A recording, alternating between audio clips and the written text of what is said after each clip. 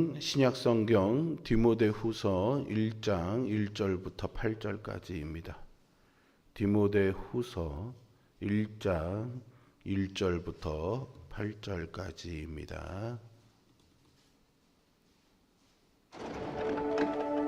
하나님의 뜻으로 말미암아 그리스도 예수 안에 있는 생명의 약속대로 그리스도 예수의 사도된 바울은 사랑하는 아들 디모데에게 편지하노니, 하나님 아버지와 그리스도 예수 우리 주께로부터 은혜와 긍휼과 평강이 내게 있을지어다. 내가 밤낮 간구하는 가운데 쉬지 않고 너를 생각하여 청결한 양심으로 조상적부터 섬겨오는 하나님께 감사하고, 내 눈물을 생각하여 너 보기를 원함은 내 기쁨이 가득하게 하려 함이니, 이는 내 속에 거짓이 없는 믿음이 있음을 생각합니다. 이 믿음은 먼저 내 외조모 로이스와 내 어머니 유닉의 속에 있더니 내 속에도 있는 줄을 확신하노라. 그러므로 내가 나의 안수함으로 내 속에 있는 하나님의 은사를 다시 부릴 듯하게 하기 위하여 너로 생각하게 하노니, 하나님이 우리에게 주신 것은 두려워하는 마음이 아니요 오직 능력과 사랑과 절제 않은 마음이니, 그러므로 너는 내가 우리 주를 증언함과 또는 주를 위하여 갇힌 자 된 나를 부끄러워하지 말고 오직 하나님의 능력을 따라 복음과 함께 고난을 받으라. 아멘. 생후 1년 만에 소아마비를 앓고 평생을 장애인으로 살아야 했던 장영희 교수라는 분이 있습니다. 이분이 나중에는 암에도 걸려서요, 계속 전이되는 그 암과의 싸움에서도 늘 감사하며 살았습니다. 장애와 또 질병 앞에서 감사하는 믿음을 잃지 않았던 거죠. 그녀는 기적이 아닌 날이 하루도 없었다라고 고백합니다. 아침에 눈을 뜨면 기적처럼 하루가 시작되었다라고 감사로 일어났고요. 하루를 버텨낸 저녁이면 오늘도 기적처럼 살았다라는 고백으로 잠자리에 들었습니다. 그녀의 수필집 제목이 살아온 기적, 살아갈 기적인데요, 이러한 그녀의 고백을 잘 보여주고 있는 제목이라고 할 수 있습니다. 이렇게 신앙인의 하루하루는 은혜의 기적이라고 믿습니다.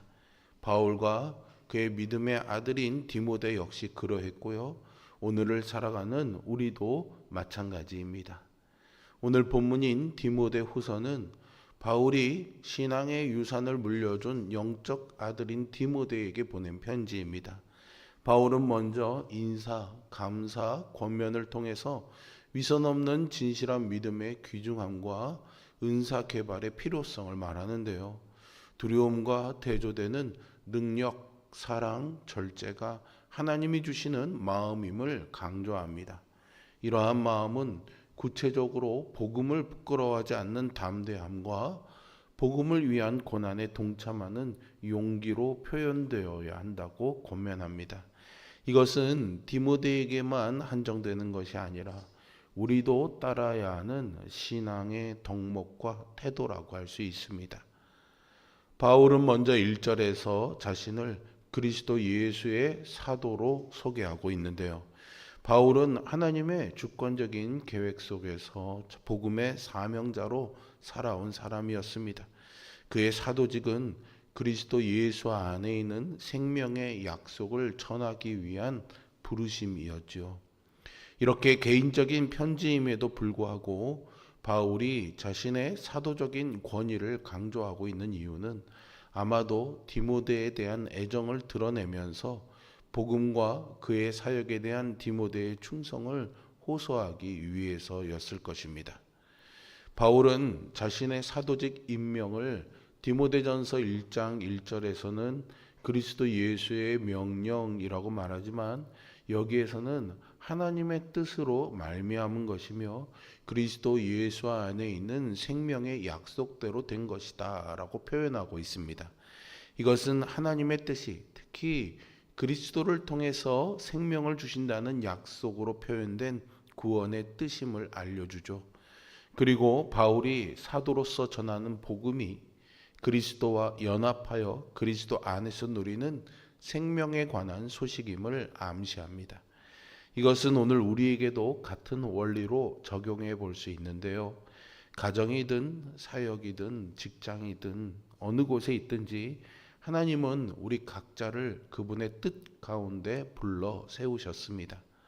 또한 바울은 디모데를 사랑하는 아들이라고 부르면서 그를 위해 끊임없이 기도했다고 고백하지요.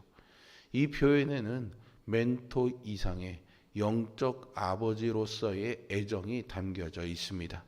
그는 감옥에 있던 중에도 디모데를 마음에 품고 있었습니다. 믿음의 사람들은 누군가의 눈물과 기도 속에서 자라고 일어섭니다.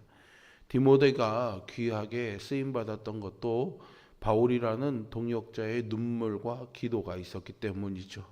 신앙은 결코 혼자 걸어가는 길이 아님을 우리 모두가 기억해야겠습니다. 3절에서 쉬지 않고 라고 표현하는 부분은 문자적으로 끊임없는 기도를 의미한다기보다는 정기적인 기도 시간마다 디모데를 기억한다라는 뜻입니다. 내가 밤낮 간구하는 가운데 쉬지 않고 너를 생각한다라고 하는데요. 바울은 깊은 기도 생활과 디모데를 향한 애정을 드러내고 있습니다. 그리고 바울은 기도의 대상이신 하나님을 청결한 양심으로 섬겨왔다고 말합니다. 이것은 불순종으로 양심을 더럽히지 않고 양심을 의식적으로 지키는 순종의 삶을 살았다는 뜻입니다. 바울은 또한 하나님을 조상적부터 섬겨오는 분 이렇게 표현하고 있는데요. 이것은 바울 자신의 신앙이 구약 이스라엘의 참된 신앙과 연속선상에 있다는 뜻이고요. 디모데의 믿음 역시 외할머니와 어머니로부터 이어져 왔다는 것을 보여주고 있습니다.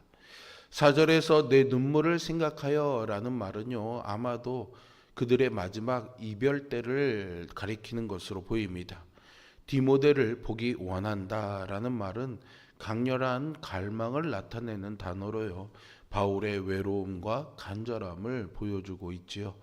4절 하반절에서 디모데를 보기 위한 목적을 내 기쁨이 가득하게 하려 함이다 라고 말하는 것은 디모데를 통해 외로움을 달랠 수 있어서가 아니라요, 디모데에게 복음의 유산을 전수함으로써 기쁨이 가득할 것이다 라는 뜻입니다. 바울은 디모데를 거짓이 없는 믿음을 가진 자로 기억합니다. 거짓이 없는 믿음이라는 말은 연극에서 가면을 쓰지 않은 것 같이 위선이 없는 상태를 의미하는데요. 바울은 디모데 안에 있는 거짓 없는 믿음이 외조모 로이스와 어머니 유니게에서 물려받은 신앙의 유산임을 언급합니다. 당시의 유대 관습상 아버지가 아들에게 율법을 가르치는 것이 일반적이었지만 디모데의 아버지가 헬라인이었기 때문에 그 역할을 어머니와 외할머니가 감당했던 것으로 보입니다. 우리가 오늘 예수님을 구주로 영접하고 그리스도인으로 사는 이유 역시 바로 누군가가 기도와 눈물, 삶으로 전해준 믿음의 유산 때문임을 우리는 잊지 말아야 하겠습니다. 바울은 디모데에게 하나님이 주신 이 은사를 다시 부릴 듯하게 하라고 권면하죠. 부릴 듯하다라는 말은 신약에서 이곳에만 쓰인 단어인데요. 꺼져가는 불을 다시 살리는 것이 아니라 이미 타고 있는 불을 활활 더 타오르게 한다라는 그런 의미입니다. 그러니까 은사를 더 신실하게 활용하고 열정과 헌신으로 부채질하여 활활 타오르게 하라는 의미죠. 바울은 디모데에게 그의 안에 있는 은사의 불꽃을 다시 힘있게 살리라고 격려하고 있는 것입니다. 이 은사가 내 안수함으로 내 속에 있다라는 6절 하반절의 말씀은 그 은사가 디모데가 사역자로 임명받을 때 받은 영적 능력임을 암시합니다.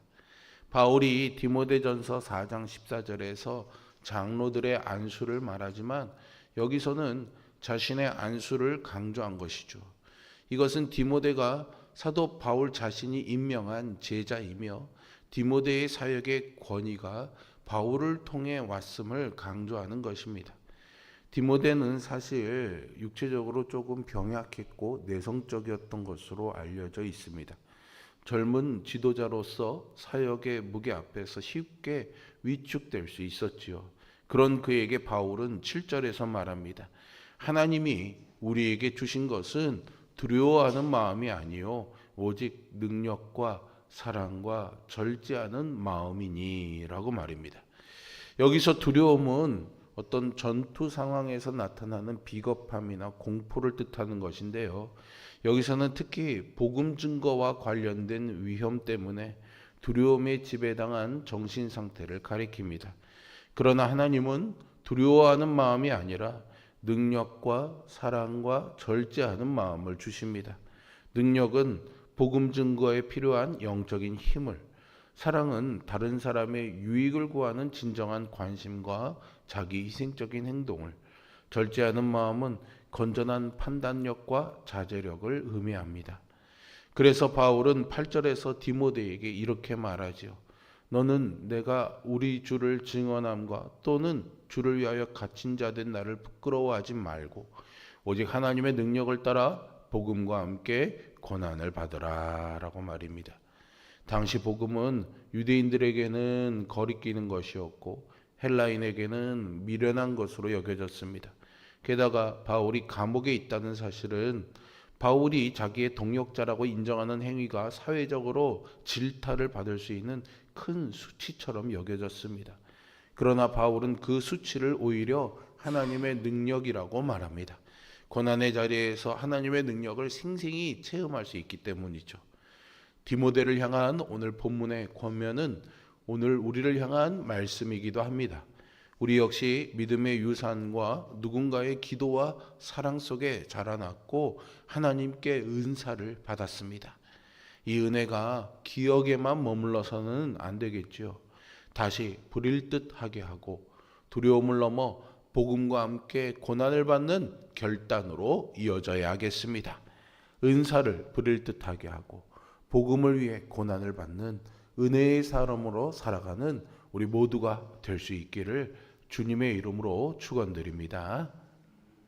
오늘 저녁부터 시간 되시기를 바랍니다. 함께 기도하겠습니다.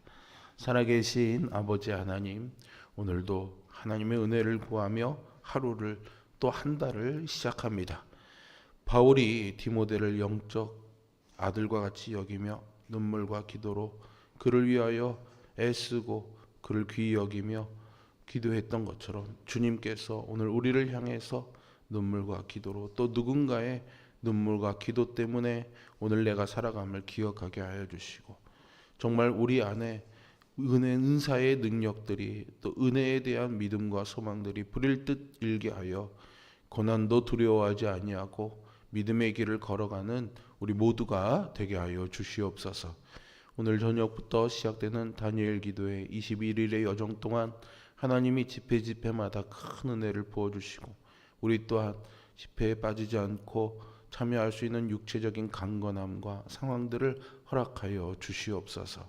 신실하신 하나님의 은혜가 오늘도 우리의 삶을 굳건히 붙잡아 주심을 소망하며 예수 그리스도의 이름으로 기도합니다.